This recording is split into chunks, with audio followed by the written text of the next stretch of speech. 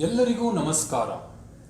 ನಮ್ಮ ಸಂವಿಧಾನ ವಿಡಿಯೋ ಸರಣಿಯ ಅಂತಿಮ ಸಂಚಿಕೆಗೆ ಸುಸ್ವಾಗತ.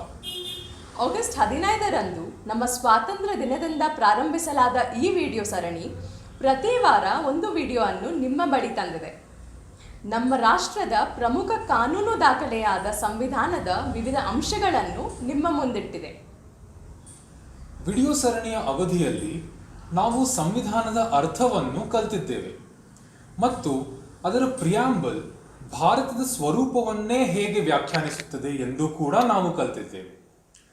ಸಂವಿಧಾನವು ದೇಶದ ಸೀಮೆ ಒಳಗಿನ ಎಲ್ಲ ವ್ಯಕ್ತಿಗಳಿಗೆ ಅಥವಾ ನಾಗರಿಕರಿಗೆ ಅವರ ಅಸ್ತಿತ್ವದ ಕಾರಣದಿಂದ ಖಾತರಿಪಡಿಸುವ ಕೆಲವು ಮೂಲಭೂತ ಹಕ್ಕುಗಳ ಬಗ್ಗೆಯೂ ನಾವು ಕಲಿತಿದ್ದೇವೆ. ನಮ್ಮ ಸಂವಿಧಾನವು ಜೀವಂತ ದಾಖಲೆಯಾಗಿದ್ದು ಅದು ಭಾರತೀಯ ಆಡಳಿತದ ರಾಜಕೀಯ ವ್ಯವಸ್ಥೆಯ ಮೂಲ ರಚನೆಯನ್ನು ತಿಳಿಸುತ್ತದೆ ಎಂದು ಕೂಡ ನಾವು ಕಲಿತಿದ್ದೇವೆ. ಕಾರ್ಯಾಂಗ, ನ್ಯಾಯಾಂಗ ಮತ್ತು ಶಾಸಕಾಂಗದ ನಡುವಿನ ಪರಸ್ಪರ ಸಂಬಂಧಗಳ ಬಗ್ಗೆಯೂ ನಾವು ಹಲವಾರು ವಿಷಯಗಳನ್ನು ತಿಳಿದುಕೊಂಡಿದ್ದೇವೆ. ನಮ್ಮ ಸಂವಿಧಾನವು ನಮಗೆ ಕೆಲವು ಮಹತ್ವದ ಮೂಲಭೂತ ಹಕ್ಕುಗಳನ್ನು ನೀಡುತ್ತದೆ. ಅವು ನಮ್ಮಲ್ಲಿ ಪ್ರತಿಯೊಬ್ಬರಿಗೂ ಘನತೆಯ ಬಾಳ್ವೆಗೆ ದಾರಿ ಮಾಡಿಕೊಡುತ್ತವೆ ಎಂದು ನಾವು ಚರ್ಚಿಸಿದ್ದೇವೆ. ಸಮಾನತೆಯ ಹಕ್ಕು, ಸ್ವಾತಂತ್ರ್ಯದ ಹಕ್ಕು, ಶೋಷಣೆಯ ವಿರುದ್ಧ ಹಕ್ಕು, ಜೀವನ ಹಕ್ಕು ಮತ್ತು ವ್ಯಕ್ತಿ ಸ್ವಾತಂತ್ರ್ಯದ ಹಕ್ಕು, ಧಾರ್ಮಿಕ ಸ್ವಾತಂತ್ರ್ಯದ ಹಕ್ಕು ಮತ್ತು ಸಾಂವಿಧಾನಿಕ ಪರಿಹಾರಗಳ ಹಕ್ಕು, ಇವುಗಳ ಬಗ್ಗೆ ಎಲ್ಲ ನಾವು ಮಾತನಾಡಿದ್ದೇವೆ. ನಮ್ಮ ಸಂವಿಧಾನವು ವಿಶ್ವದ ಅತ್ಯಂತ ಉದ್ದವಾದ, ವಿವರವಾದ ಮತ್ತು ಸಮಗ್ರವಾದ ಸಂವಿಧಾನವಾಗಿದೆ. ಇದು ಪೌರತ್ವ, ಆಡಳಿತ ಮತ್ತು ನೀತಿಯ ಹಲವಾರು ಇತರ ಅಂಶಗಳನ್ನು ಒಳಗೊಂಡಿದೆ. ಆದರೆ ಈ ವಿಷಯಗಳು ಈ ವಿಡಿಯೋ ಸರಣಿಯ ವ್ಯಾಪ್ತಿಯಲ್ಲಿ ಇಲ್ಲ. ಮುಂದೆ ಬರುವ ವಿಡಿಯೋಗಳಲ್ಲಿ ನಾವು ಈ ಅಂಶಗಳನ್ನು ಚರ್ಚಿಸೋಣ. ಈ ವಿಡಿಯೋ ಸರಣಿಯು ಇಂದು ಅಂದರೆ ನವೆಂಬರ್ 26ರಂದು ಮುಕ್ತಾಯಗೊಳ್ಳುತ್ತದೆ. ಭಾರತೀಯ ಇತಿಹಾಸದ ವರ್ಷಗಳಲ್ಲಿ ಇದು ಒಂದು ಹೆಗ್ಗುರುತು ದಿನ. 1949ರಲ್ಲಿ ಈ ದಿನವೇ ಭಾರತದ ಸಂವಿಧಾನವನ್ನು ಅಂಗೀಕರಿಸಲಾಯಿತು, ಅಂದರೆ ಅಡಾಪ್ಟ್ ಮಾಡಲಾಯಿತು. ಇದು ಬ್ರಿಟಿಷ್ ಭಾರತದ ಉದ್ದ ಮತ್ತು ಅಗಲದಾದ್ಯಂತ ಪ್ರದೇಶಗಳ ಪ್ರತಿನಿಧಿಗಳ ತೀವ್ರವಾದ ಚರ್ಚೆಗಳ ಫಲಿತಾಂಶ. ಅವರು ಆಧುನಿಕ ಭಾರತೀಯ ರಾಷ್ಟ್ರದ ಸ್ಥಾಪಕ ಪಿತಾಮಹರು.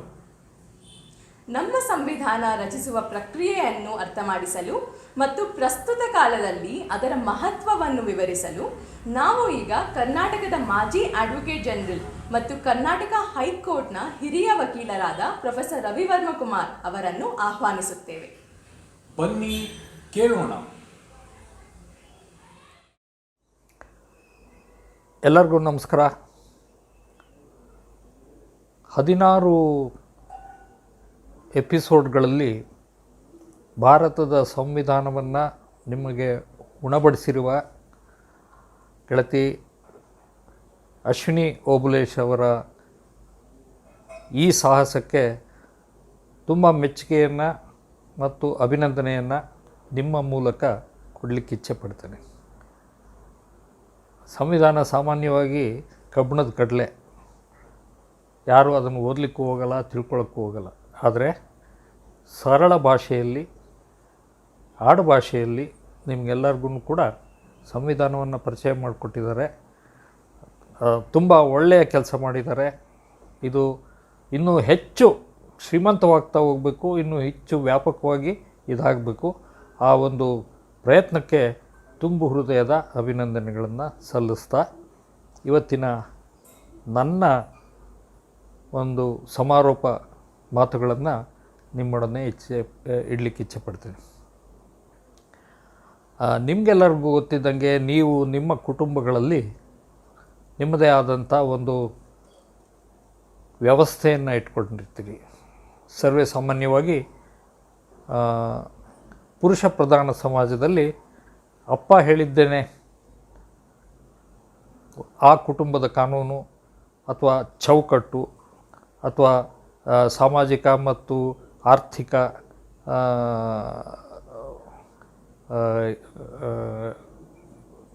ಸಂಸ್ಕಾರವಾಗಿ ಬೆಳೀತಾ ಇರುತ್ತೆ. ಮೆಟ್ರಿಯಾರ್ಕಲ್ ಫ್ಯಾಮಿಲೀಸ್ ಅಥವಾ ಮಾತೃಪ್ರಧಾನ ಸಂಸ್ಥೆಯಲ್ಲಿ ಹೆಣ್ಣು ಮಕ್ಕಳದ್ದು ಇದು ನಡೆಯುತ್ತೆ. ಅವರ ಹೇಳಿದಾಗೆ ನಡೆಯುತ್ತೆ. ಅಂತಹ ಇದು ನಿಮ್ಮಲ್ಲಿ ಬಹುತೇಕರಿಗೆ ಅದು ಹೊಸ್ತಿರ್ಬೋದು. ಆದರೆ ಕರ್ನಾಟಕದ ವೈಶಿಷ್ಟ್ಯತೆ ಅಂತಂದರೆ ಅಂತಹ ಒಂದು ಕಾನೂನು ವ್ಯವಸ್ಥೆಯನ್ನು ಕೂಡ ಕರ್ನಾಟಕ ಕೊಟ್ಟಿದೆ. ಇಡೀ ರಾಷ್ಟ್ರನೇ ಮೆಚ್ಚುವಂತಹ ಒಂದು ಕಾನೂನು ಅಳಿಯ ಸಂತಾನ ಕಾನೂನು ಅಂತ ಹೇಳ್ತಾರೆ. ಅದು ಇವತ್ತಿಗೂ ಜೀವಂತವಾಗಿದೆ. ಇವತ್ತಿಗೂ ಕೂಡ ದಕ್ಷಿಣ ಕನ್ನಡ ಮತ್ತು ಉಡುಪಿ ಜಿಲ್ಲೆಗಳಲ್ಲಿ ವ್ಯಾಪಕವಾಗಿ ಅದು ಸ್ತ್ರೀ ಪ್ರಧಾನ ಸಮಾಜವನ್ನು ನೋಡ್ತೇವೆ. ಅದೇ ರೀತಿ ಕೇರಳದಲ್ಲಿ ಮರ್ಮಕತಾಯಂ ಅಂತ, ಅಲ್ಲಿ ಎಷ್ಟು ಆಳವಾಗಿ ಬೇರೂರಿದೆ ಅಂತಂದರೆ ಅಲ್ಲಿ ಬೇರೆ ಭಾಷೆ, ಬೇರೆ ಇದು ಹಿಂದೂಗಳಲ್ಲದೆ ಬೇರೆ ಧರ್ಮವನ್ನು ಅವಲಂಬಿಸಿರುವಂಥ ಮುಸಲ್ಮಾನರು ಕೂಡ ಮರ್ಮಕತಾಯಂ ಲಾ ಇದನ್ನು ಭಾಗವಹಿಸ್ತಾರೆ. ಅಂದರೆ ಇದನ್ನು ಯಾಕೆ ಹೇಳ್ತಾ ಇದ್ದೇನೆ ಅಂತಂದರೆ ಎಲ್ಲ ಸಮಾಜಗಳಿಗೂ ಅದರದ್ದೇ ಆದಂಥ ಒಂದು ಕಾನೂನಿದೆ, ಒಂದು ಕಟ್ಲೆ ಇದೆ.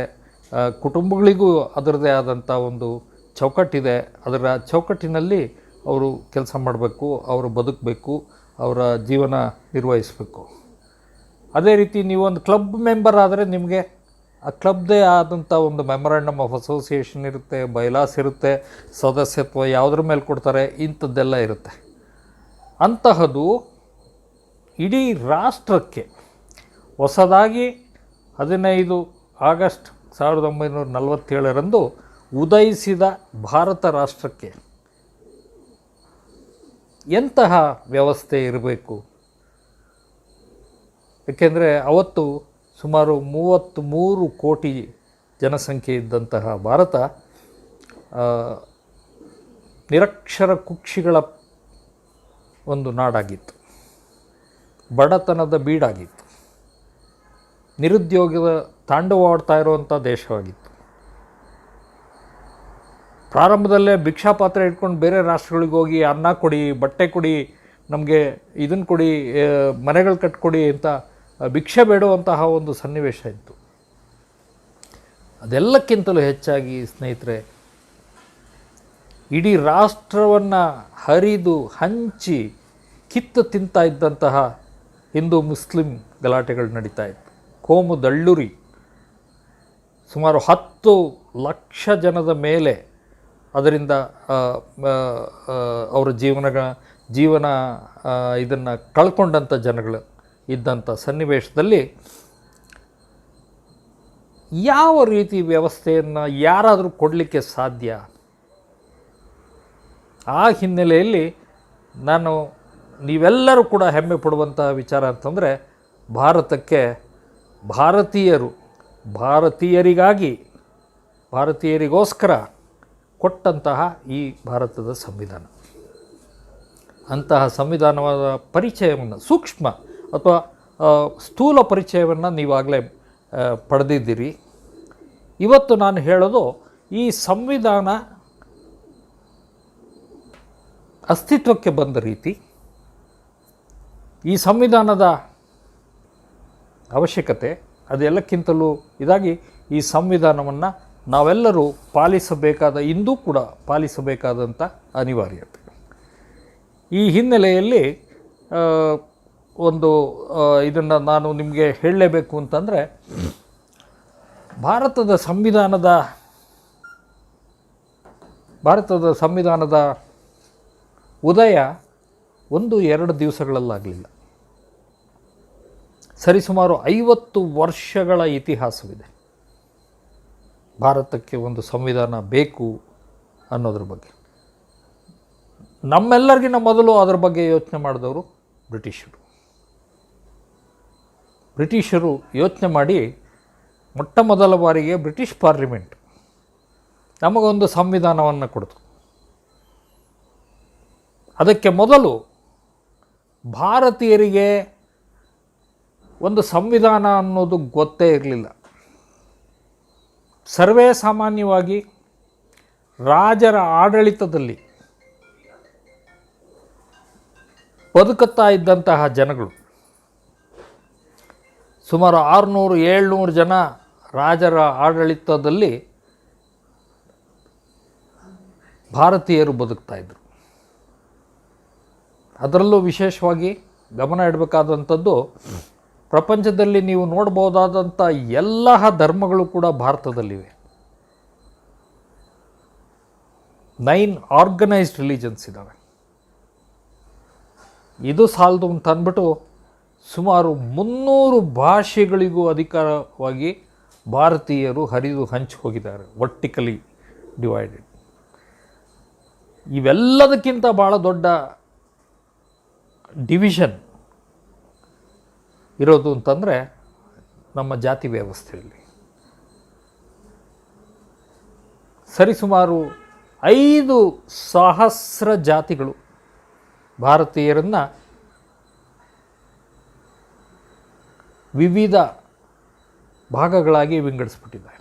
ಇದರಲ್ಲಿ ಪ್ರತಿಯೊಂದು ಜಾತಿನೂ ಅದರದೇ ಆದಂತಹ ಒಂದು ಸಂವಿಧಾನವನ್ನು ಇಟ್ಕೊಂಡಿರುತ್ತೆ, ಸಂಪ್ರದಾಯವನ್ನು ಇಟ್ಕೊಂಡಿರುತ್ತೆ, ಕಾನೂನು ವ್ಯವಸ್ಥೆಯನ್ನು ಇಟ್ಕೊಂಡಿರುತ್ತೆ, ನ್ಯಾಯ ವಿತರಣಾ ವ್ಯವಸ್ಥೆಯನ್ನು ಇಟ್ಕೊಂಡಿರುತ್ತೆ, ಮದುವೆ ಸಂಬಂಧ ಕಾನೂನುಗಳನ್ನ ರಚಿಸ್ಕೊಂಡಿರುತ್ತೆ.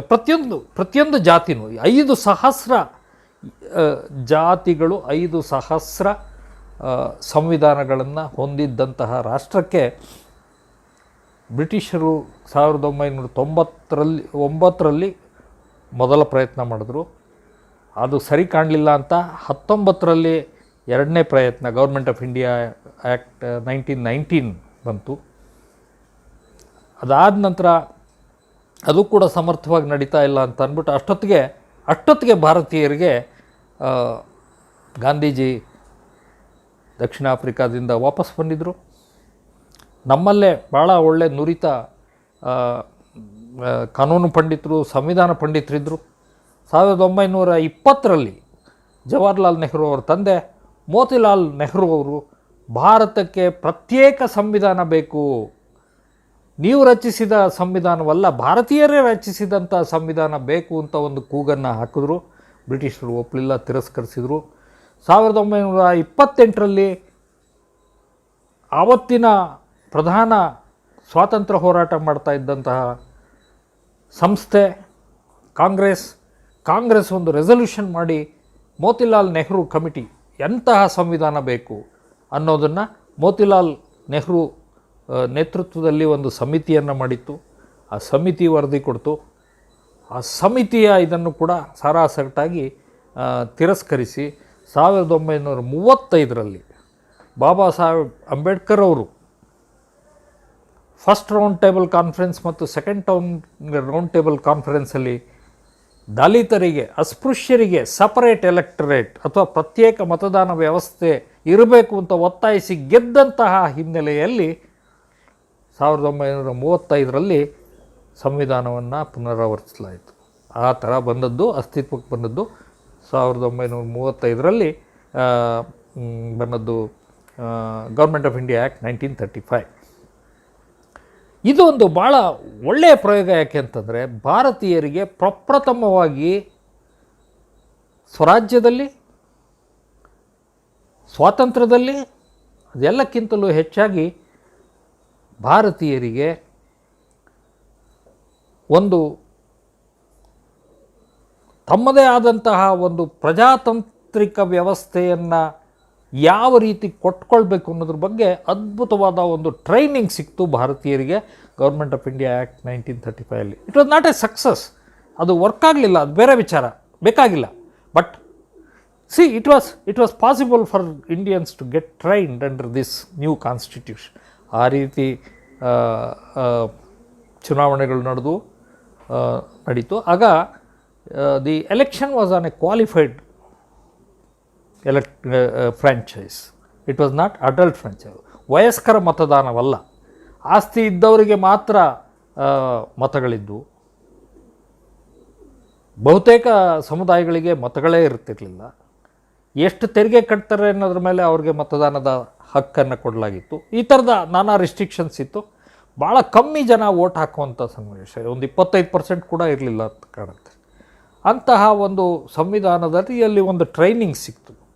ಅದಾದಮೇಲೆ ನಾವು ಸ್ವತಂತ್ರ ಪಡಿಬೇಕು ಅನ್ನೋದೇ ಆಗಲಿ, ನಮಗೆ ಹೊಸ ಸಂವಿಧಾನ ಬೇಕು ಅನ್ನೋದೇ ಆಗಲಿ, ಎಲ್ಲ ಕೂಡ ಮಣ್ಣು ಪಾಲು ಮಾಡಿದಂತಹ ಒಂದು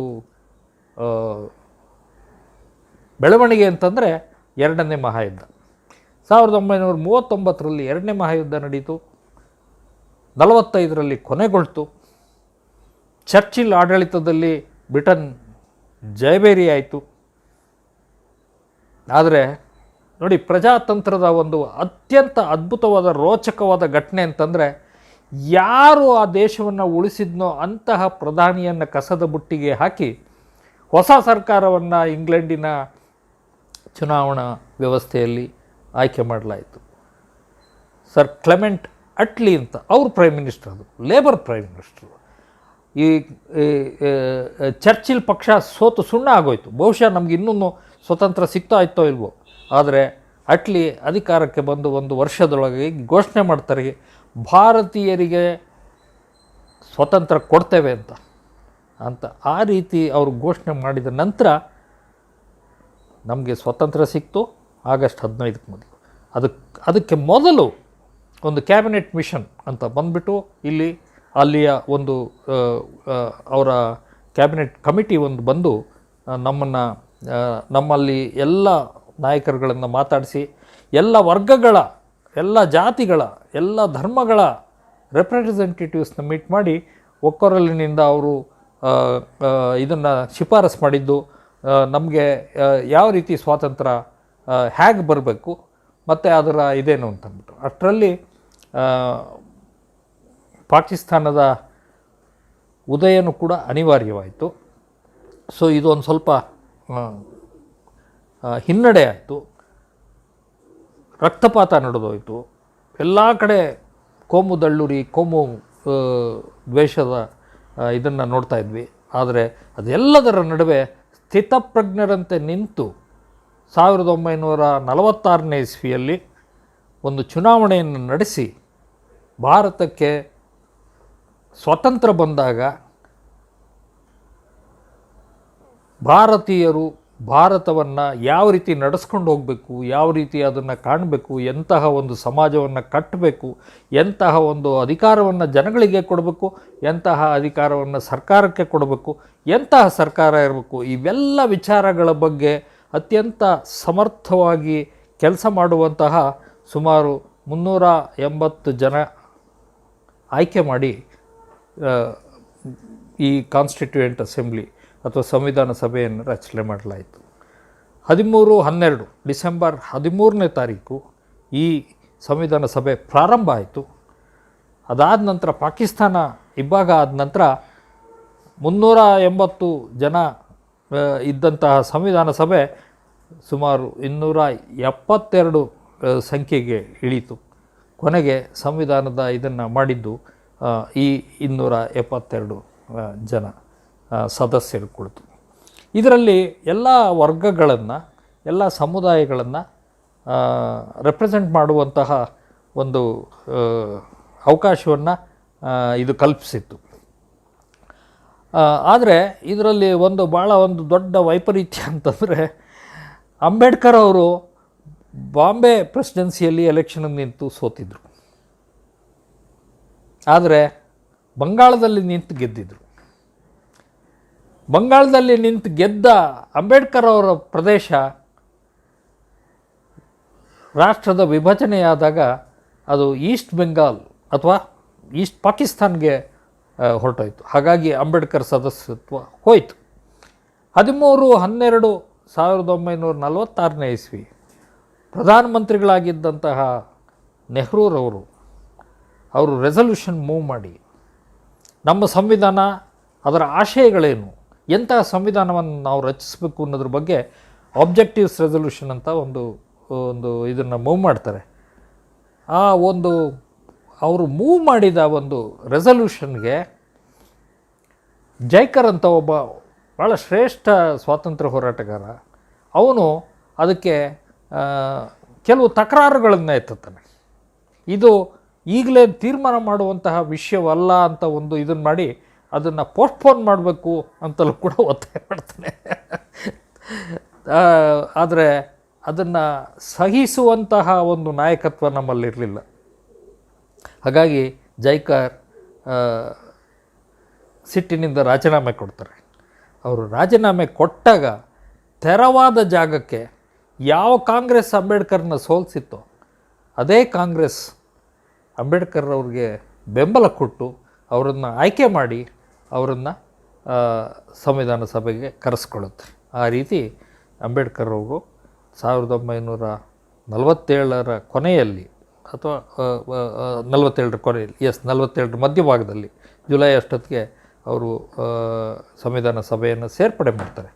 ಅಲ್ಲಿಂದ ಅಂಬೇಡ್ಕರ್ ಅವರು ಸಂವಿಧಾನ ಸಭೆಗೆ ಸೇರಿದ ನಂತರ ಒಂದು ವಿದ್ಯುತ್ ಸಂಚಾರವೇ ಆಗುತ್ತೆ ಅಂತಂದರೆ ತಪ್ಪಾಗಲಾರದು ಸಂವಿಧಾನ ಸಭೆಯಲ್ಲಿ. ಅದರದ್ದು ಡೀಟೇಲ್ಸು, ಹೆಚ್ಚಿನ ಡೀಟೇಲ್ಸು ಕೊಡಲಿಕ್ಕೆ ಸಮಯಾವಕಾಶವಿಲ್ಲ, ಅದಕ್ಕೆ ನಾನು ಹೋಗೋದಿಲ್ಲ. ಆ ವೇಳೆಗಾಗಲೇ ಆಬ್ಜೆಕ್ಟಿವ್ ರೆಸಲ್ಯೂಷನ್ಸ್ ಆದಮೇಲೆ ಸಂವಿಧಾನ ಸಭೆ ಕೆಲವು ಸಮಿತಿಗಳನ್ನು ರಚನೆ ಮಾಡಿರುತ್ತೆ. ಅದರಲ್ಲಿ ವಿಶೇಷವಾಗಿ union constitution committee, provincial legislature constitution committee ಮತ್ತು ಮೈನಾರಿಟೀಸ್ ಕಮಿಟಿ, ಇವು ಪ್ರಧಾನವಾಗಿ ಕೆಲಸ ಮಾಡ್ತಾ ಇರ್ತವೆ. ಅವರು ಒಂದಷ್ಟು ರೂಪುರೇಷೆಗಳನ್ನು ಮಾಡಿ ಅವತ್ತಿನ ಸಂವಿಧಾನ ಸಭೆಯ ಸಲಹೆಗಾರರಾಗಿದ್ದಂಥ ಕನ್ನಡಿಗರೇ ಆದಂಥ BN ರಾವ್, ಸರ್ ಬೆನ್ಗಲ್ ರಾಮರಾವ್ ಅವ್ರನ್ನ ನೀವೊಂದು ಕರಡು ಸಂವಿಧಾನ ರೆಡಿ ಮಾಡಿ ಅಂತ ಅಂದ್ಬಿಟ್ಟು ಮಾಡಿಕೊಡ್ತಾರೆ. ಆ ಪ್ರಕಾರ ಸರ್ ಬೆನ್ಗಲ್ ರಾಮರಾಯರು ಒಂದು ಸಂವಿಧಾನವನ್ನು ರಚನೆ ಮಾಡ್ತಾರೆ. ಆ ರಚನೆ ಮಾಡಿ ಇದಕ್ಕೆ ಅವತ್ತಿನ ರಾಷ್ಟ್ರಾಧ್ಯಕ್ಷರಾಗಿದ್ದಂಥ ಬಾಬು ರಾಜೇಂದ್ರ ಪ್ರಸಾದ್ ಅವ್ರಿಗೆ ಅದನ್ನು ಸಲ್ಲಿಸ್ತಾರೆ. ಇವ್ರಿಗೆ ಸಂವಿಧಾನ ಸಭೆಯ ಅಧ್ಯಕ್ಷರಾದಂಥ ಬಾಬು ರಾಜೇಂದ್ರ ಪ್ರಸಾದ್ ಅವ್ರಿಗೆ. ಅವರು ಅದನ್ನು ಇದ್ರ ಮುಂದೆ ಮಂಡಿಸಿ, ಸದನದ ಮುಂದೆ ಮಂಡಿಸಿ ಅದರ ಬಗ್ಗೆ ಚರ್ಚೆ ಮಾಡಬೇಕು ಅನ್ನೋ ಸನ್ನಿವೇಶದಲ್ಲಿ ಇದು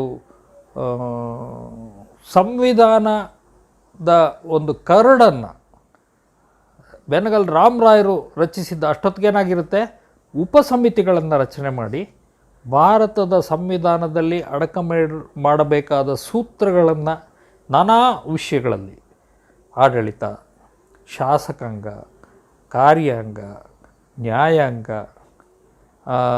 ಇನ್ನಿತರ ಎಲ್ಲ ವಿಚಾರಗಳ ಬಗ್ಗೆ ಸ್ಥೂಲವಾಗಿ ಒಂದು ಇದನ್ನು ಮಾಡಲಿಕ್ಕೋಸ್ಕರ ಸಪರೇಟ್ ಸಮಿತಿಗಳನ್ನು ಮಾಡಿ ಅವರೆಲ್ಲನೂ ಕೂಡ ಡೆಲಿಬ್ರೇಷನ್ಸ್ ಮಾಡಿ ಮಾಡಿ ಮಾಡಿ ಮಾಡಿ ಮಾಡಿ ಎಲ್ಲ ರೂಪುರೇಷೆಗಳನ್ನು ಸಿದ್ಧಪಡಿಸಿ ಬೆನಗಲ್ ರಾಮರಾಯರ ಕರಡು ಸಂವಿಧಾನದ ಜೊತೆಗೆ ಒಂದು ಹೊಸ ಸಂವಿಧಾನ ಸಮಿತಿಯನ್ನು ರಚನೆ ಮಾಡಬೇಕು, ರಚನಾ ಸಮಿತಿಯನ್ನು ಮಾಡಬೇಕು ಅಂತ ಅಂದ್ಬಿಟ್ಟು ಮಾಡ್ತಾರೆ. 7 ಜನ ಸದಸ್ಯರ ಮಾಡ್ತಾರೆ.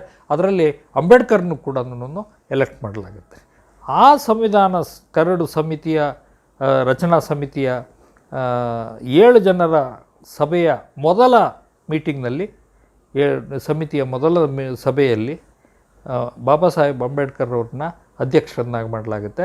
ಅವರು ಮತ್ತೊಂದು ಹೊಸ ಕರಡನ್ನು, ಈಗೇನು ಈ ಸಮಿತಿಗಳೆಲ್ಲ ಕೊಟ್ಟಂತಹ ವರದಿಗಳ ಆಧಾರದ ಮೇಲೆ ಹೊಸ ಕರಡನ್ನು ರಚನೆ ಮಾಡಿ 2ನೇ ಕರಡು ಸಂವಿಧಾನವನ್ನು ಫೆಬ್ರವರಿ 1948ಗೆ ಅಷ್ಟೊತ್ತಿಗೆ ಇದಕ್ಕೆ ಮಂಡಿಸ್ತಾರೆ. ನಾವು ಬರೀ ಸಂವಿಧಾನ ಸಭೆಯನ್ನು ಮಾತ್ರ ಕೇಳ್ತೇವೆ, ನಮಗೇನು ಗೊತ್ತಿಲ್ಲ, ಭಾಳ ಜನಕ್ಕೆ ಗೊತ್ತಿಲ್ಲದೆ ಇರೋ ವಿಚಾರ ಏನು ಅಂತಂದರೆ, ಈ ಸಂವಿಧಾನ ಸಭೆಯ ಮುಂದೆ ಮಂಡಿಸಿದ ಕರಡು ಸಂವಿಧಾನವನ್ನು ಇಡೀ ದೇಶದ ಎಲ್ಲ ಭಾಗಗಳಿಗೂ ಮೂಲೆ ಮೂಲೆಗಳಿಗೂ ಆಡಳಿತದಲ್ಲಿದ್ದಂತಹ ಎಲ್ಲ ವ್ಯಕ್ತಿಗಳಿಗೂ, ಅದೆಲ್ಲಕ್ಕಿಂತಲೂ ಸಾರ್ವಜನಿಕರಿಗೆ ಪ್ರಿಂಟ್ ಮಾಡಿ ಹಂಚಲಾಗುತ್ತೆ. ಎಲ್ಲ ಪ್ರಾವಿನ್ಷಿಯಲ್ ಗೌರ್ಮೆಂಟ್ಗಳಿಗೂ ಹಂಚಲಾಗುತ್ತೆ. ಎಲ್ಲ ಹೈಕೋರ್ಟ್ ಮತ್ತು ಫೆಡರಲ್ ಕೋರ್ಟಿನ ಜಡ್ಜಿಗಳಿಗೂ ಕೂಡ ಅದನ್ನು ಕೊಡಲಾಗುತ್ತೆ. ನಾನಾ ಬಾರ್ ಅಸೋಸಿಯೇಷನ್ಗಳು ಎಲ್ಲ ಕೂಡ ಈ ಪ್ರತಿಗಳನ್ನು ತೆಗೆದು ಎಲ್ಲರಿಂದಲೂ ಕೂಡ ಸಲಹೆ ಸೂಚನೆಗಳು ಇವನ್ನು ಪಡೆಯಲಾಗುತ್ತೆ.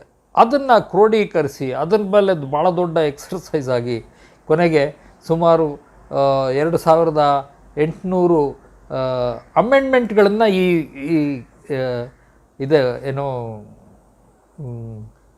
ಸಂವಿಧಾನ ರಚನಾ ಸಭೆ ಏನಿರುತ್ತಲ್ಲ ಅವ್ರು ಮಾಡ್ತಾರೆ. ಏತನ್ಮಧ್ಯೆ 2 ಸದಸ್ಯರು ಅನಿವಾರ್ಯ ಕಾರಣಗಳಿಂದ ಬದಲಾಯಿಸಬೇಕಾಗುತ್ತೆ. DP ಕೈತಾನಂದ್ ಅವರು ತೀರ್ಕೊಂಡ್ಬಿಟ್ರು. ಆಗ ಅವ್ರ ಜಾಗಕ್ಕೆ TT ಕೃಷ್ಣಮಾಚಾರಿ ಅವರು ಬರ್ತಾರೆ ಸದಸ್ಯರಾಗಿ. ಮತ್ತು ಅವರು ಬಂದ ಕೂಡಲೇ ಅಲ್ಲಿಯ ಆ ಸಂವಿಧಾನ ಇದು ರಚನಾ ಸಭೆಯ ಉಪಾಧ್ಯಕ್ಷರಾಗಿ ಕೂಡ ಆಯ್ಕೆ ಆಗ್ತಾರೆ. ಅದರ ಮೊದಲು ಇನ್ನೊಂದು ಘಟನೆ ಆಗುತ್ತೆ. ಖೈತಾನ್ ಅಂತ ಇದ್ದರು. ಖೈತಾನ್ ಅವರು ಅಲ್ಲ, ಮಿತ್ರ ಅಂತ ಅವರು ಅನಿವಾರ್ಯ ಕಾರ್ಯಗಳಿಂದ ಸಭೆಗಳಿಗೆ ಹಾಜರಾಗಲಿಕ್ಕಾಗಲ್ಲ after the first meeting. So he was replaced. ನಮ್ಮ ಕನ್ನಡಿಗರೇ ಆದಂಥ ದಿವಾನ್ ಮಾಧವ್ರ ಏನಿದ್ರು ಅವರನ್ನು ಸಂವಿಧಾನ ಸಭೆಯ ಸದಸ್ಯರನ್ನಾಗಿ, ರಚನಾ ಸಭೆಯ ಸಮಿತಿಯ ಸದಸ್ಯರನ್ನಾಗಿ ತೆಗೆದ. ಸೊ ಈ 7 ಜನ ಕುಳಿತುಕೊಂಡು ರಚನೆ ಮಾಡಿದ ಕರಡು ಅದು, ಮತ್ತು ಪ್ಲಸ್ ಈಗ ಬಂದಂತಹ ಸಲಹೆ ಸೂಚನೆಗಳ ಮೇರೆಗೆ ಸಾರ್ವಜನಿಕ ಮತ್ತು ಇತರ ಕ್ಷೇತ್ರಗಳಿಂದ ಬಂದಂಥ ಸೂಚನೆಗಳನ್ನು ಅಡಕ ಮಾಡಿ ಒಂದು ಅಮೆಂಡ್ಮೆಂಟ್ಗಳನ್ನು ತಯಾರಿಸಿ ಅವುಗಳನ್ನು ಸಂವಿಧಾನ ಸಭೆಗೆ ಮಂಡಿಸಲಾಗುತ್ತೆ. ಅದಾದ ನಂತರ ಸರಿಸುಮಾರು 2 ವರ್ಷಗಳವರೆಗೆ ಒಂದು 11 ಸೆಷನ್ಸ್ ಮಾಡುತ್ತೆ ಸಂವಿಧಾನ ಸಭೆ. ಅದರಲ್ಲಿ ಹೆಚ್ಚು ಕಡಿಮೆ 1,000ಕ್ಕೆ ಮಿಕ್ಕಿ ಇದನ್ನು ದಿನಗಳಲ್ಲಿ ಕೆಲಸ ಮಾಡುತ್ತೆ. ಮಾಡಿಬಿಟ್ಟು ಕೊನೆಗೆ ಸಂವಿಧಾನವನ್ನು ಇವತ್ತು ಅಂದರೆ ನವೆಂಬರ್ 26ನೇ ತಾರೀಕು ಅದನ್ನು ಫೈನಲೈಸ್ ಮಾಡಿ ಅಡಾಪ್ಟ್ ಮಾಡಿಕೊಂಡು ಅವತ್ತು ಸಹಿ ಹಾಕಿ ಅಧ್ಯಕ್ಷರಿಗೆ ಕೊಡ್ತಾರೆ. ಅಧ್ಯಕ್ಷರು ಅದನ್ನು ಸಹಿ ಹಾಕಿಬಿಟ್ಟು ಅವತ್ತಿಂದಲೇ ಜಾರಿಗೆ ತರ್ತಾರೆ. ಅಂದರೆ ಅವತ್ತು ಎಲ್ಲ ಇದನ್ನು ಬರೋದಿಲ್ಲ. ಇವತ್ತಿಗೆ 71 ವರ್ಷಗಳ ಹಿಂದೆ ಈ ಸಂವಿಧಾನ ಜಾರಿಗೆ ಬಂತು. ಜಾರಿಗೆ ಯಾವುದು ಬಂತು ಅಂತಂದರೆ ಪೌರತ್ವ ಅಂದರೆ ಸಿಟಿಸನ್ಶಿಪ್, ಆಮೇಲಿಂದ ಎಲೆಕ್ಷನ್ ಕಮಿಷನ್, ಆಮೇಲಿಂದ ಇದು ಚುನಾವಣೆ ವಯಸ್ಕರ ಮತದಾನ ಆಗಬೇಕು ಅನ್ನೋದು ಅದು ನಂತರ ಬರುತ್ತೆ. ಬಟ್ ಅದಕ್ಕೆ ಪೂರಕವಾದಂಥ ಸಿದ್ಧತೆಗಳನ್ನು ಮಾಡಲಿಕ್ಕೆ ಎಲ್ಲನೂ ಬರುತ್ತೆ.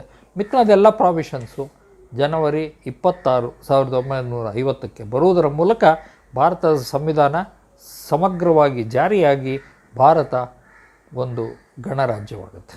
ಇದು ಭಾಳ ದೊಡ್ಡ ಸಾಧನೆ. ಏನಪ್ಪ ಅಂತಂದರೆ ಯಾವ ಬ್ರಿಟಿಷ್ ಪಾರ್ಲಿಮೆಂಟ್ ಕಾನೂನಿನಿಂದ ಸೃಷ್ಟಿಯಾಗಿತ್ತೋ ಇಂಡಿಪೆಂಡೆನ್ಸ್ ಆ್ಯಕ್ಟ್ ಅಂತ ಅಂದ್ಬಿಟ್ಟು 1947ರಲ್ಲಿ ಮಾಡಿದ್ದ ಇದರ ಬಗ್ಗೆ ಈ ಸಂವಿಧಾನ ಸಭೆಗೆ ಅರ್ಹತೆಯನ್ನು, ಆಮೇಲಿಂದ ಒಂದು ಲೀಗಲ್ ಸ್ಯಾಂಕ್ಟಿಟಿಯನ್ನು ಕೊಟ್ಟಂತಹ ಈ ಕಾನೂನು, ಆ ಕಾನೂನನ್ನೇ ರಿಪೀಲ್ ಮಾಡಿ ತನ್ನ ಸಾರ್ವಭೌಮತ್ವವನ್ನು ಘೋಷಿಸಿದ ಸಂವಿಧಾನ ಸಭೆಗೆ ನಾವು ತುಂಬು ಹೃದಯದಿಂದ ಅಭಿನಂದಿಸಬೇಕಾಗುತ್ತೆ. ತನ್ನ ಸೃಷ್ಟಿ ಮಾಡಿದ ಒಂದು ಕಾನೂನನ್ನೇ, ಆ ಸಂವಿಧಾನವನ್ನೇ ಅದು ರಿಪೀಲ್ ಮಾಡುತ್ತೆ. 1935 ಆ್ಯಕ್ಟನ್ನು ರಿಪೀಲ್ ಮಾಡುತ್ತೆ. 1947 ಆ್ಯಕ್ಟನ್ನು, ಸ್ವಾತಂತ್ರ್ಯ ಇಂಡಿಯಾ ಇಂಡಿಪೆಂಡೆನ್ಸ್ ಆ್ಯಕ್ಟನ್ನು ಕೂಡ ರಿಪೀಲ್ ಮಾಡುತ್ತೆ. ಮಾಡಿ ಈ ಭಾರತದ ಸಾರ್ವಭೌಮತ್ವವನ್ನು ಸಾರುತ್ತೆ. 26 ಜನವರಿ 50ರಿಂದ ಇದೊಂದು ಗಣರಾಜ್ಯ ಅಂತ ಸೇರ್ಪಡೆ ಆಗುತ್ತೆ. ಇದು ಭಾಳ ಒಂದು ಬೃಹತ್ ಸಾಧನೆ. ಅಂತಹ ಸಂವಿಧಾನ ಉಣಬಡಿಸಿರುವ ಎಲ್ಲ ವಿಚಾರಗಳನ್ನು ನೀವು ತಿಳ್ಕೊಂಡಿದ್ದೀರಿ. ಅದರಿಂದ ನಾನು ಅದನ್ನು ಪುನರಾವರ್ತನೆ ಮಾಡಲಿಕ್ಕೆ ಹೋಗೋದಿಲ್ಲ. ಆದರೆ ಭಾಳ ಮುಖ್ಯವಾಗಿ ನಾವು ಗಮನಿಸಬೇಕಾದಂಥ ಅಂಶ ಅಂತಂದರೆ, ಈ ಸಂವಿಧಾನವನ್ನು ರಚನೆ ಮಾಡಿದ ದಿವಸ ಬಾಬಾ ಸಾಹೇಬ್ ಅಂಬೇಡ್ಕರ್ ಒಂದು ಮಾತನ್ನು ಹೇಳಿದರು. ಈ ದೇಶಕ್ಕೆ ಅದ್ಭುತವಾದ ಒಂದು ಸಂವಿಧಾನವನ್ನು ನಾವು ಕೊಟ್ಟಿದ್ದೇವೆ, ಭಾಳ ಶ್ರಮವಹಿಸಿ ಕೊಟ್ಟಿದ್ದೇವೆ. ಈ ಸಂವಿಧಾನ ಸಮರ್ಥವಾಗಿ ಕೆಲಸ ಮಾಡಬಲ್ಲ ಸಂವಿಧಾನವಾಗಿದೆ. ನೋಡಿ, ಅವ್ರು ಹೇಳಿದ ಮಾತು ಪ್ರಾಫಿಟಿಕ್, ಇವತ್ತಿಗೂ ಕೂಡ ಅದು ನಿಜ ಇದೆ. ಅದೆಲ್ಲಕ್ಕಿಂತಲೂ ಹೆಚ್ಚಾಗಿ ಈ ಸಂವಿಧಾನ ಅದರದೇ ಆದಂತಹ ಒಂದು ವೈಶಿಷ್ಟ್ಯತೆ ಏನಪ್ಪ ಅಂತಂದರೆ, it is a flexible constitution. ರಿಜಿಡ್ಡಾಗಿ ಈ ಸಂವಿಧಾನ ಮುರಿದು ಬೀಳೋವಷ್ಟು ಕಟುವಾಗಿ ಅದು ನಿಂತ್ಕೊಳ್ಳೋದಿಲ್ಲ. ಅವತ್ತಿನ ಸನ್ನಿವೇಶಕ್ಕೆ ತಕ್ಕಾಗೆ ಸಂವಿಧಾನ ಇದನ್ನು ಮಾಡಬೇಕು. ಸೊ ಸಂವಿಧಾನ ರಚನೆ ಆದಾಗ 395 ಪರಿಚ್ಛೇದಗಳಿದ್ವು, 22 ಭಾಗಗಳಲ್ಲಿ ಹಂಚಿದ್ವು. ಇವತ್ತು 470 ಪರಿಚ್ಛೇದಗಳಿದ್ದಾವೆ. ಅನುಬಂಧಗಳು 8 ಇದ್ವು, ಇವತ್ತು 12 ಅನುಬಂಧಗಳಿದ್ದಾವೆ. ಅಷ್ಟು ಮಾರ್ಪಾಡಾಗಿದೆ. 104 ತಿದ್ದುಪಡಿಗಳನ್ನು ಕಂಡಿದೆ ಭಾರತದ ಸಂವಿಧಾನ ಕಂಡಿದೆ. ಪ್ರಪಂಚದ ಇತಿಹಾಸದಲ್ಲಿ ಇಷ್ಟು ದೊಡ್ಡ ಬೃಹತ್ ಸಂವಿಧಾನ ಎಲ್ಲಿಯೂ ಇಲ್ಲ. ಈ ಸಂವಿಧಾನ ಅನಾವರಣ ಮಾಡಿರೋಂಥವ ಇಂತಹ ಬೃಹತ್ ಗಣರಾಜ್ಯ ಪ್ರಜಾತಂತ್ರ ಇನ್ನೆಲ್ಲಿಯೂ ಇಲ್ಲ. ಅದೆಲ್ಲಕ್ಕಿಂತಲೂ ಇಷ್ಟೊಂದು ಸಲ ತಿದ್ದುಪಡಿಗಳನ್ನು ಉಂಡು ಇವತ್ತು ಕೂಡ ಹೆಮ್ಮರವಾಗಿ ಬೆಳೀತಾ ಇರುವಂತಹ ಸಂವಿಧಾನ ಭಾರತದ ಸಂವಿಧಾನ ಮಾತ್ರ. ಅದಕ್ಕೆ ನಾವೆಲ್ಲರೂ ಹೆಮ್ಮೆ ಪಡಬೇಕು. ನೀವೆಲ್ಲ ಸ್ವಲ್ಪ ಯೋಚನೆ ಮಾಡಿ. ಅದೇ ಸಮಯಕ್ಕೆ ಅಸ್ತಿತ್ವಕ್ಕೆ ಬಂದ ನಮ್ಮ ನೆರೆಯ ರಾಷ್ಟ್ರಗಳೆಲ್ಲ ಶ್ರೀಲಂಕಾಗೆ ಐವರ್ ಜೆನ್ನಿಂಗ್ಸ್ ಅಂತ ಭಾಳ ದೊಡ್ಡ ಸಂವಿಧಾನ ಪಂಡಿತ, ಅವನು ರಚನೆ ಮಾಡಿಕೊಟ್ಟ ಸಂವಿಧಾನ ಮುರಿದು ಬಿದ್ದು ಇವತ್ತು ಹೊಸ ಸಂವಿಧಾನವನ್ನು ಮಾಡಿಕೊಂಡಿದ್ದಾರೆ. ಪಾಕಿಸ್ತಾನದ ಸಂವಿಧಾನ ನಮ್ಮ ಜೊತೆಯಲ್ಲಿ ಅವ್ರಿಗೆ ಕೂಡ ರಚನೆ ಮಾಡಿಕೊಟ್ಟವರು ಇಂಗ್ಲೀಷ್ನವರೇ. ಅದು ಧೂಳಿಪಟ ಆಗೋಗ್ಬಿಟ್ಟಿದೆ ಆ ಸಂವಿಧಾನ. ಅಲ್ಲಿ ಮಾತೆತ್ತಿದ್ರೆ ಮಿಲಿಟ್ರಿ ಆಡಳಿತ ಬರುತ್ತೆ, ಅಲ್ಲಿ ಪ್ರೈಮ್ ಮಿನಿಸ್ಟರ್ ಕೊಲೆ ಆಗೋಗ್ಬಿಟ್ರು. ಈ ಥರದ ಇದು ಅಲ್ಲಿ ಅನಿವಾರ್ಯವಾಗಿದೆ. ಅದೆಲ್ಲಕ್ಕಿಂತಲೂ ಮುಖ್ಯವಾಗಿ 2 ಹೋಳಾಗೋಯ್ತು. ಇವತ್ತು ಬಾಂಗ್ಲಾದೇಶ ಅಂತಾಯಿತು, ಪಾಕಿಸ್ತಾನ ಅಂತಾಯಿತು. ಅದೇ ರೀತಿ ನೇಪಾಳದಲ್ಲಿ, ಮಯನ್ಮಾರಲ್ಲಿ, ಬರ್ಮಾ ಅಂತ ಏನಿತ್ತಲ್ಲ ಅಲ್ಲೆಲ್ಲ ನಾವು ನೋಡ್ತಾ ಇದ್ದೇವೆ ಏನೇನಾಗ್ತಾಯಿದೆ ಅಂತ ಅಂದ್ಬಿಟ್ಟು. ಆದರೆ ಭಾರತದ ಸಂವಿಧಾನದ ಶ್ರೇಷ್ಠತೆ, ಘನತೆ ಮತ್ತು ಸಾರ್ಥಕತೆ ಇರೋದೇನಪ್ಪ ಅಂತಂದರೆ ಈ 71 ವರ್ಷಗಳ ಸಾರ್ಥಕ ಜೀವನವನ್ನು ನಡೆಸಿ ಇವತ್ತು ಹೊಸ ಪೀಳಿಗೆಯನ್ನು ಸೃಷ್ಟಿ ಮಾಡ್ತಾಯಿದೆ. ನಾನು ಸಂವಿಧಾನ ರಚನೆ ಮಾಡೋ ಸಂದರ್ಭದಲ್ಲಿ ಹುಟ್ಟಿರಲಿಲ್ಲ. ಬಹುಶಃ ನೀವು ಭಾಳಷ್ಟು ಜನ ಹುಟ್ಟಿರಲಾರ್ರಿ. ಇದನ್ನು ಕೇಳ್ತಿರೋರಲ್ಲಿ ಎಷ್ಟು ಜನ ಇದ್ರೂ ಗೊತ್ತಿಲ್ಲ. ಸ್ವಾತಂತ್ರ್ಯ ಪೂರ್ವದಲ್ಲಿ ಹುಟ್ಟಿದವರಂತೂ ಇದರ ಒಂದು ರೋಚಕ ಇದನ್ನು ಮಾಡ್ತಾರೆ. ಅಂತಹ ಸನ್ನಿವೇಶದಲ್ಲಿ ಬಾಬಾ ಸಾಹೇಬ್ ಅಂಬೇಡ್ಕರ್ ಸಂವಿಧಾನವನ್ನು ರಚಿಸಿ ಅದನ್ನು ಈ ದೇಶಕ್ಕೆ ಕೊಟ್ಟು ಅದು ಕಡತವನ್ನು ಮುಚ್ಚುವಾಗ ಒಂದು ಮಾತು ಹೇಳ್ತಾರೆ, ಸಾರ್ಥಕ ಸಂವಿಧಾನವನ್ನು ಕೊಟ್ಟಿದ್ದೇವೆ, ನಾವು ವರ್ಕಬಲ್ ಕಾನ್ಸ್ಟಿಟ್ಯೂಷನ್ ಕೊಟ್ಟಿದ್ದೇವೆ. ಪ್ರಳಯ ಬಂದರೂ ಈ ಸಂವಿಧಾನ ಜಾರಿಯಲ್ಲಿರುತ್ತೆ, ಯುದ್ಧ ನಡೆದರೂ ಈ ಸಂವಿಧಾನ ಜಾರಿಯಲ್ಲಿರುತ್ತೆ, ಶಾಂತಿ ಸಮಯದಲ್ಲಂತೂ ಈ ಸಂವಿಧಾನ ಖಂಡಿತ ಜಾರಿಯಲ್ಲಿರುತ್ತೆ ಅಂತ ಸಂವಿಧಾನ ಕೊಟ್ಟಿದೆ. ಅಕಸ್ಮಾತ್ ಈ ಸಂವಿಧಾನದ ಅಡಿಯಲ್ಲಿ ನಡೆಯುವ ಕೆಲಸಗಳು ಕೆಡ್ತು ಅಂತಂದರೆ ಅದಕ್ಕೆ ಸಂವಿಧಾನ ಕಾರಣವಾಗಲ್ಲ, ಆದರೆ ಆ ಸಂವಿಧಾನವನ್ನು ಜಾರಿಗೊಳಿಸ್ತಿರುವ ವ್ಯಕ್ತಿ ಕಾರಣನಾಗ್ತಾನೆ ಅನ್ನೋದನ್ನು ಹೇಳಿ ಇದನ್ನು ಮಾಡಿದ್ದಾರೆ. ಸೊ ಈ ಸಂವಿಧಾನ ಭಾಳ ಮುಖ್ಯವಾಗಿ ಕೊಟ್ಟದ್ದು ಭಾರತದ ದಾರಿದ್ರ್ಯವನ್ನು ನಿವಾರಣೆ ಮಾಡಿದೆ.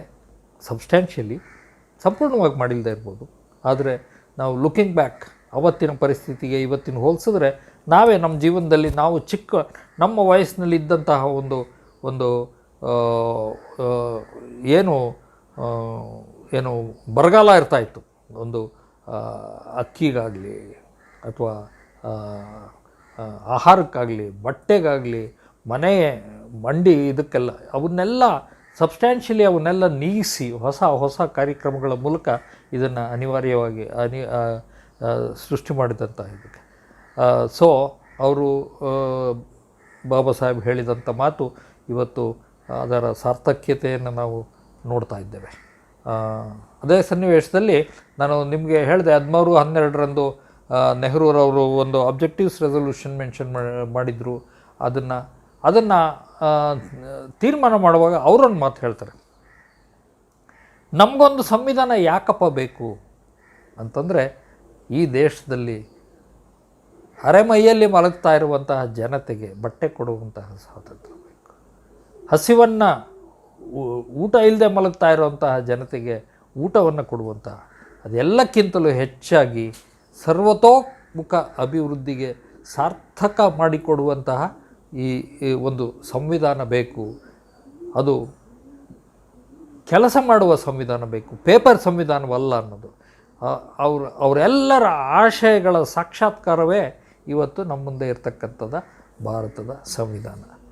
ಇವತ್ತು ಈ ಸಂವಿಧಾನ ನಮಗೆ ಎಷ್ಟು ಪ್ರಮುಖವಾಗಿದೆ ಅಂತಂದರೆ ಅದರ ಸಾರ್ಥಕತೆ ಇರೋದೇನಪ್ಪ ಅಂತಂದರೆ ಇವತ್ತು ಎಲ್ಲರೂ ಕೂಡ ಸಂವಿಧಾನಕ್ಕೆ ಬದ್ಧವಾಗಿ ನಡ್ಕೊಳ್ಳುವಂತಹ ಕೆಲಸವನ್ನು ಮಾಡ್ತಾಯಿದ್ದಾರೆ. ಕೆಲವರು ಅಲ್ಲಿ ಇಲ್ಲಿ ಇದ್ದಾರೆ, 2000 ಇಸ್ವಿಯಲ್ಲಿ ಈ ಸಂವಿಧಾನವನ್ನು ಬದಲಾಯಿಸಿ ಹೊಸ ಸಂವಿಧಾನ ರಚನೆ ಮಾಡಬೇಕು ಅಂತ ಕೂಡ ಒಂದು ಪ್ರಯತ್ನ ನಡೀತು. ಆದರೆ they appointed wise men for that committee and it recommended only some constitutional reforms but not a constitutional abrogation. So ಇದು ಭಾಳ ಮುಖ್ಯ. ಕನ್ನಡಿಗರೇ ಆದಂಥ ನ್ಯಾಯಮೂರ್ತಿ ವೆಂಕಟಾಚಲಯ್ಯನವರ ನೇತೃತ್ವದಲ್ಲಿ ಒಂದು ಇದನ್ನು ಆವತ್ತಿನ ಸರ್ಕಾರ ರಚನೆ ಮಾಡಿತ್ತು. ಅದರ ಹಿಂದಿದ್ದ ಉದ್ದೇಶ ಸಂವಿಧಾನವನ್ನು ಬದಲಾಯಿಸಬೇಕು ಅಂತಂದು. ಆದರೆ ಸಂವಿಧಾನ ಎಷ್ಟು ಆಳವಾಗಿ ಬೇರೂರು ಬಿಟ್ಟಿದೆ ಇವತ್ತು ಅಂತಂದರೆ, ಎಂತಹ ಕ್ರಿಸಿಸ್ನಲ್ಲೂ ಕೂಡ, ಉದಾಹರಣೆಗೆ ನಾನು ವಿದ್ಯಾರ್ಥಿಯಾಗಿದ್ದಾಗ ಕಂಡ ಒಂದು ಇದು, ಎಮರ್ಜೆನ್ಸಿ ಹೇರಿದ ಮೇಲೆ ಇಂದಿರಾ ಗಾಂಧಿಯವರು ಈ ದೇಶಕ್ಕೆ ಮತ್ತೆ ನಾವು ಸ್ವಾತಂತ್ರ್ಯ ನೋಡೋದಿಲ್ಲ, ಅದರಲ್ಲೂ ನಮ್ಮೆಲ್ಲರ ಬಾಯಿ ಕಟ್ಟಾಕಿ ಮಾತನಾಡಿದವ್ರನ್ನೆಲ್ಲ ಜೈಲಿಗೆ ಹಾಕಿದ್ದಂಥ ಇಂದಿರಾ ಗಾಂಧಿಯ ಸಮಯದಲ್ಲಿ ನಾವು ಇನ್ನು ಅಭಿವ್ಯಕ್ತಿ ಸ್ವಾತಂತ್ರ್ಯ it's A matter of history, ನಮಗೆ ಸಿಕ್ಕೋದಿಲ್ಲ ಅಂತ. ಆದರೆ ಇಂದಿರಾ ಗಾಂಧಿಯನ್ನು ಕಸದ ಬುಟ್ಟಿಗೆ ಹಾಕಿ ಈ ದೇಶದ ಜನತೆ ಒಕ್ಕೊರಲಿನಿಂದ ಹೇಳಿದರು ನಮಗೆ ಸಂವಿಧಾನ ಬೇಕು ಅಂತ ಹೇಳಿ ಇಂದಿರಾ ಗಾಂಧಿಯನ್ನು ಕಿತ್ತೊಗೆದು ಹೊಸ ಸರ್ಕಾರವನ್ನು ರಚನೆ ಮಾಡಿಕೊಂಡು ಆ ಮೂಲಕ ಸಂವಿಧಾನಕ್ಕೆ ಮಾಡಿದಂತಹ ಎಲ್ಲ ಅಪಚಾರಗಳನ್ನು ಅಳಿಸಿ ಆದಂತಹ ತಿದ್ದುಪಡಿಗಳನ್ನು ಕೂಡ ರದ್ದುಪಡಿಸಿ ಮೊದಲಿಗಿಂತಲೂ ಹೆಚ್ಚು ಕ್ರಾಂತಿಕಾರಕವಾದಂತಹ ಒಂದು ಸಂವಿಧಾನವನ್ನು ಈ ರಾಷ್ಟ್ರಕ್ಕೆ ಕೊಡಮಾಡಿಕೊಡಲ್ಪಟ್ಟು 1977ರಲ್ಲಿ 42nd ಅಮೆಂಡ್ಮೆಂಟಲ್ಲಿ ಭಾಳ ಅಪಚಾರ ಆಗೋಗ್ಬಿಟ್ಟಿತ್ತು ಸಂವಿಧಾನಕ್ಕೆ ತಿದ್ದುಪಡಿಯ ಹೆಸರಿನಲ್ಲಿ. ಅದನ್ನೆಲ್ಲ ರಿವರ್ಸ್ ಮಾಡಿ 1977ರಲ್ಲಿ 44th amendment to the constitution ಅದು ಬಂದು ಈ ಥರ ಮಾಡಿತು. ಹಾಗೆ ಇಂದಿರಾ ಗಾಂಧಿ ಮತ್ತೆ ಜನತೆ ಇಂದಿರಾ ಗಾಂಧಿನೇ ನಮಗೆ ನಿಜವಾಗ್ಲೂ ಪರಿಹಾರ ಕೊಟ್ಟವಳು ಅಂತ 80ರಲ್ಲಿ ಮತ್ತೆ ಪುನರಾಯ್ಕೆ ಮಾಡಿದ್ರು. ಆಕೆ ಎಷ್ಟು ದೊಡ್ಡ ಆಶಾಕಿರಣವಾಗಿದ್ಲು ಈ ರಾಷ್ಟ್ರಕ್ಕೆ ಆ ಸನ್ನಿವೇಶದಲ್ಲಿ ಅಂತಂದರೆ, ಆಕೆ ಸತ್ತಾಗ ಈ ದೇಶದ ಕತೆ ಮುಗೀತು ಅಂದ್ಬಿಟ್ರು ಎಲ್ಲ ಕಡೆ. ಪ್ರಪಂಚದಾದ್ಯಂತ ಈ ಮಾತನ್ನು ಹೇಳಿದರು. ಅವತ್ತು ಈ ಸಂವಿಧಾನ it proved it self that it is not only alive but it is kicking. ಎಷ್ಟು ಚೆನ್ನಾಗಿ, ಎಷ್ಟು ಸಮರ್ಥವಾಗಿ, ಎಷ್ಟು ಶಾಂತಿಯುತವಾಗಿ ಅಧಿಕಾರವನ್ನು ಹೊಸ ಪ್ರಧಾನಮಂತ್ರಿಗಳಿಗೆ ರವಾನಿಸ್ತು ಅಂತಂದರೆ that's A wonderful A romantic history of the Indian constitution. So ಹಾಗೆ ನಡೀತಾ ಬಂದಿದೆ. ಸ್ಥಾನಪಲ್ಲಟಗಳಾಗ್ತಾ ಇರುತ್ತೆ, ಸರ್ಕಾರ ಹೋಗುತ್ತೆ, ಸರ್ಕಾರ ಬರುತ್ತೆ, ಜಡ್ಜಸ್ ಬರ್ತಾರೆ, ಜಡ್ಜಸ್ ಹೋಗ್ತಾರೆ. ಸ್ಥೂಲವಾಗಿ ನೀವು ಎಲ್ಲ ತಿಳ್ಕೊಂಡಿದ್ದೀರಿ ಹೇಗೆ ಈ ಸಂವಿಧಾನ ಕೆಲಸ ಮಾಡ್ತಿದೆ ಅಂತಂದ್ಬಿಟ್ಟು.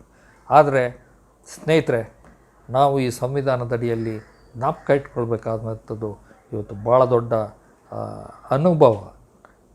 ನಾನು 70ರ ಹರೆಯದ ಈ ಒಬ್ಬ ಮುದುಕ ನಿಮ್ಮ ಮುಂದೆ, ನೀವೆಲ್ಲ ಯುವಕರಿದ್ದೀರಿ, ನಿಮಗೆ ಹೇಳೋದೇನಂತಂದರೆ, ಯು ಪ್ರಾಕ್ಟೀಸ್ ದಿಸ್ ಕಾನ್ಸ್ಟಿಟ್ಯೂಷನ್. ನೀವು ಇದನ್ನು ಆಚರಿಸಿ. You practise this constitution, you follow this constitution. ನೀವು ಈ ಸಂವಿಧಾನವನ್ನು ಆಚರಿಸಿ, ಈ ಸಂವಿಧಾನವನ್ನು ಅನುಸರಿಸಿ. ಎಲ್ಲದಕ್ಕಿಂತಲೂ ಮುಖ್ಯವಾಗಿ ನೀವು ಯಾವುದೇ ಕ್ಷೇತ್ರದಲ್ಲಿ ಕೆಲಸ ಮಾಡ್ತಿರಲಿ, ನೀವು ಒಬ್ಬ ಟ್ರೇಡರ್ ಇರ್ಬೋದು, ನೀವು ಒಬ್ಬ ಉದ್ಯೋಗಿಯಾಗಿರ್ಬೋದು, ನೀವು ಒಬ್ಬ ಡಾಕ್ಟರ್ ಇರ್ಬೋದು, ಎಂಜಿನಿಯರ್ ಇರ್ಬೋದು, ಲಾಯರ್ ಇರ್ಬೋದು, ಜಡ್ಜ್ ಇರ್ಬೋದು, ಪ್ರಧಾನಮಂತ್ರಿ ಇರ್ಬೋದು, ಎಲ್ಲರೂ ಕೂಡ you embrace this constitution as your religion. Not Bible, not Gita, not Quran. From today, all of you should rededicate yourself to ensure that you become followers of the Constitution. What other things you will follow is your freedom. That is given by this Constitution. ಅದು ಭಾಳ ಮುಖ್ಯ. ಈ ಸಂವಿಧಾನ ಅಭಿವ್ಯಕ್ತಿ ಸ್ವಾತಂತ್ರ್ಯವನ್ನು ಕೊಟ್ಟಿದೆ. ಮತ್ತು ಎಲ್ಲದಕ್ಕಿಂತಲೂ ಮುಖ್ಯವಾಗಿ ಇತ್ತೀಚೆಗೆ ಒಂದು ಲವ್ ಜಿಹಾದ್ ಅಂತ ನೀವು ಕೇಳ್ತಾ ಇದ್ದೀರಿ. ಅದ್ಭುತವಾದಂತಹ ಒಂದು ಸ್ವಾತಂತ್ರ್ಯ ಕೊಟ್ಟಿರೋದು. ನನಗಿಷ್ಟ ಬಂದಂತಹ ವ್ಯಕ್ತಿಯನ್ನು ಮದುವೆಯಾಗುವಂತಹ ಸ್ವಾತಂತ್ರ್ಯ ಪ್ರತಿಯೊಂದು ಗಂಡಿಗೂ ಪ್ರತಿಯೊಂದು ಹೆಣ್ಣಿಗೂ 18 ವರ್ಷ ದಾಟಿದ ಮೇಲೆ ಈ ಸಂವಿಧಾನ ಕೊಟ್ಟಿದೆ. ತನಗಿಷ್ಟ ಬಂದಂತಹ ವೃತ್ತಿಯನ್ನು ಇಲ್ಲದ ಇದ್ದರೆ, ಮೊದಲು ಒಂದು ಜಾತಿಯವನು ಚರ್ಮ ತೆಗೆಯೋದೇ ಚರ್ಮದ ಕೆಲಸ ಮಾಡೋದೇ ಒಂದು ಜಾತಿ ಇತ್ತು, ಸುಳ್ಳುಗಾರಿಕೆ ಮಾಡಲಿಕ್ಕೆ ಒಂದು ಜಾತಿ ಇತ್ತು, ಬಟ್ಟೆ ಒಗೆಯೋಕ್ಕೆ ಒಂದು ಜಾತಿ ಇತ್ತು, ಕ್ಷೌರ ಮಾಡಲಿಕ್ಕೆ ಒಂದು ಜಾತಿ ಇತ್ತು. ಅದನ್ನೆಲ್ಲ ಕಿತ್ತಾಕಿ ಇವತ್ತು ಒಬ್ಬ ಕ್ಷೌರಿಕ ಕೂಡ ಈ ರಾಷ್ಟ್ರದ ಪ್ರಧಾನಮಂತ್ರಿ ಆಗ್ಬೋದು, ಒಬ್ಬ ರೈತ ಪ್ರಧಾನಮಂತ್ರಿ ಆಗಿದ್ದನ್ನು ನೋಡಿದ್ದೇವೆ, ಒಬ್ಬ ಚಾಯ್ ಮಾರೋನು ಅವನು ಈ ಪ್ರಧಾನಮಂತ್ರಿ ಆಗಿರೋದನ್ನು ಈಗ ನೋಡ್ತಾ ಇದ್ದೇವೆ. ಇದೆಲ್ಲ ಸಾಧ್ಯ ಮಾಡಿಕೊಟ್ಟದ್ದು ಈ ಭಾರತದ ಸಂವಿಧಾನ. So let it be your religion, let it be your caste and let it be your law. You should rededicate yourself to follow this constitution. ಇದು ಮಾಡದೇ ಇದ್ದರೆ ಈ 71 ವರ್ಷಗಳ ಈ ಸಾಧನೆ ಇದೆಯಲ್ಲ, ಅದು ನುಚ್ಚು ನೂರಾಗುತ್ತೆ. ನಾವು ಇವತ್ತು ನೆಮ್ಮದಿಯ ಬದುಕನ್ನು ನಡೆಸ್ತಾ ಇರುವಂತಹ ಭಾರತೀಯರು ನಾಳೆ ಪಾಕಿಸ್ತಾನದಲ್ಲಿರುವಂಥ ಸಿಚುವೇಷನ್ನೋ ಅಥವಾ ಮ್ಯಾನ್ಮಾರ್ಲಿ ಇರುವಂಥ ಸಿಚುಯೇಷನ್ನೋ ನಾವು ನೋಡಬೇಕಾಗತ್ತೆ. ಅದು ಬೇಡ ಅಂತ ಆದರೆ ನಾವು ಈ ಸಂವಿಧಾನವನ್ನು ಉಳಿಸ್ಕೋಬೇಕು, ಈ ಸಂವಿಧಾನವನ್ನು ರಕ್ಷಿಸಬೇಕು, ಈ ಸಂವಿಧಾನವನ್ನು ಬೆಳೆಸಬೇಕು, ಇನ್ನೂ ಶ್ರೀಮಂತಗೊಳಿಸಬೇಕು. ಅದೆಲ್ಲಕ್ಕಿಂತಲೂ ಹೆಚ್ಚಾಗಿ ಇದೇ ನಮ್ಮ ಧರ್ಮ, ಇದೇ ನಮ್ಮ ಜಾತಿ, ಇದೇ ನಮ್ಮ ಭಾಷೆ ಅನ್ನುವ ಒಂದು ಜೀವನ ಶೈಲಿಯನ್ನು ನಾವು ಅನುಸರಿಸಬೇಕಾಗುತ್ತೆ. ಅದು ಮಾಡ್ತೀರಿ. ಈ ಸಂವಿಧಾನ ತಿಳಿದುಕೊಳ್ಳುವ ಈ ಸರಣಿಯ ಈ ಮುಕ್ತಾಯದ ಮಾತುಗಳಲ್ಲಿ ನಾನು ನಿಮ್ಗೆ ಹೇಳೋದೇನು ಅಂತಂದರೆ, ಈ ಒಂದು ಮಾತುಗಳನ್ನು ನೀವೇನು ಕೇಳ್ಕೊಂಡಿದ್ದೀರಿ ಅದನ್ನು ನಿರಂತರವಾಗಿ ನಿಮ್ಮ ಜೀವನದಲ್ಲಿ ಪಾಲಿಸಿ. ಹಿಂದೆಂದಿಗಿಂತಲೂ ಇದರ ಅಗತ್ಯತೆ ಹೆಚ್ಚಾಗಿದೆ. ಅದು ಆಗಲಿ, ಅದಕ್ಕೆ ಈ ಸರಣಿ ನಾಂದಿಯಾಡಲಿ ಅಂತ ಹೇಳಿ ನಿಮ್ಮೆಲ್ಲರಿಗೂ ಕೂಡ ಶುಭ ಕೋರ್ತೇನೆ. ಧನ್ಯವಾದಗಳು.